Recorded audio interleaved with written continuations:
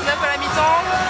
C'est un match relativement, on va dire, dominé, mais on a essayé de maîtriser, on a essayé d'avoir de la maîtrise. La première mi-temps, le visage n'était pas forcément favorable, c'est pas forcément ce qu'on voulait montrer comme image. Alors, en défense, on s'est fait avoir sur les 15 premières minutes, donc on a changé de dispositif, on a commencé à retrouver un peu de sérénité. Et en deuxième mi-temps, on a essayé de dérouler, donc on a vraiment déroulé individuellement. Là, on ne peut pas parler d'un exploit collectif, pas du tout, c'était vraiment des exploits individuels. Ça se voit au niveau des statistiques et je pense que c'est bien, ça montre certains visages. C'est important, je pense, pour un centre de formation de montrer les visages positifs comme ça. Qu'est-ce que vous avez pensé de l'équipe d'Épinal? L'équipe d'Épinal est une équipe qui court beaucoup, qui physiquement est très impressionnante, une bonne circulation de balles, ça se bat, et là on peut vraiment parler d'équipe, c'est le paradoxe par rapport à nous. C'est vraiment plutôt des exploits individuels et Épinal c'est vraiment une équipe collective. Il y a 2-3 bonnes joueuses dedans, ça a une bonne relation avec le pivot et ça n'a pas peur de se faire mal. Qu'est-ce que vous ambitionnez cette saison? Faire des bons matchs, vraiment là notre objectif c'est vraiment d'être bonne individuellement. Après on aimerait bien, là pour l'instant on est deuxième, on est à 1 point de Saint-Amand il me semble. Et ouais, on aimerait bien pouvoir aller gagner à Saint-Amand comme on l'a fait l'année dernière. Ça reste des belles victoires qui restent gravées à jamais quoi. Il y a toujours la possibilité d'intégrer l'équipe première pour certaines ou pas? Là il y en a 2 qui sont partis, qui sont justement en déplacement en Ligue des Champions. On a 2-3 filles là qui sont blessées, donc c'est un peu compliqué. Mais certaines filles ici encore peuvent intégrer l'équipe 1 sur cette saison, sur cette fin de championnat. Comment va la Vosgienne Gervaise Pierson? La Vosgienne Gervaise Pierson, elle est deuxième gardienne il me semble en D1. Je pense qu'elle va bien. Laura Glauser a beaucoup de temps de jeu en ce moment parce qu'elle est bonne, elle est vraiment impressionnante. On a vu là en décembre où elle s'est vraiment exprimée avec l'équipe de France. Après Gervaise nous a montré aussi sur certains matchs des ressources cachées.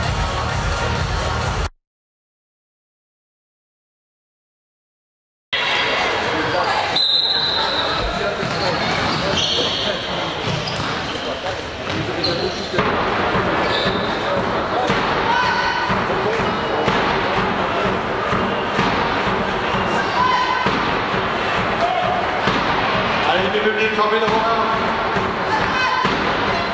On compte sur vous, ce deuxième mi-temps pour commencer. Les Finaliennes, allez!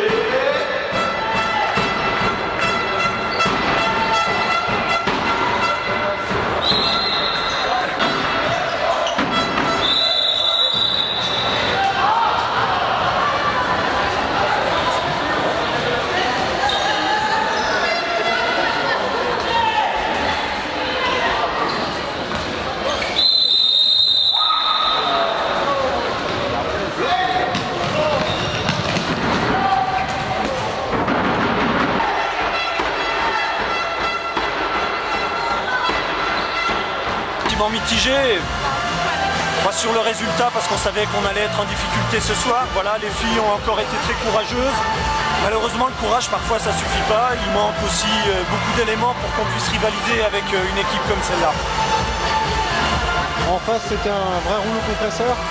Ouais, on a ce sentiment-là, mais on n'est pas surpris parce qu'au match aller on s'était déjà fait marcher dessus. Physiquement c'est plus fort, individuellement c'est plus fort, dans les savoir-faire c'est plus fort. Finalement on n'a que notre courage et nos valeurs morales à opposer à cette équipe et encore une fois ça suffit pas. Est-ce qu'il y a des enseignements à tirer d'un match comme ça? Il y a eu quelques passages à vide, mais dans l'état d'esprit ça a été plutôt positif. Ouais, mais ça, on peut toujours compter sur les filles d'Épinal, sur l'état d'esprit, on pourra probablement rien leur reprocher tout au long de cette saison. Encore une fois, la différence elle est ailleurs, elle est dans le nombre d'entraînements par semaine, dans le travail effectué. On est face à un des meilleurs centres de formation de France. Voilà, la différence est là, l'adversaire nous a respectés, on perd de 16 buts, c'est logique. Prochain rendez-vous Aulnay, ici, un match que je vais qualifier d'à notre portée, mais on voit tellement de matchs défiler qui pourraient être à notre portée que finalement on a du mal à trouver les moyens pour les réussir. Donc voilà, on va voir. On va essayer de remobiliser tout le monde parce qu'après une défaite comme ça, c'est toujours compliqué, mais on sera là samedi prochain contre Aulnay.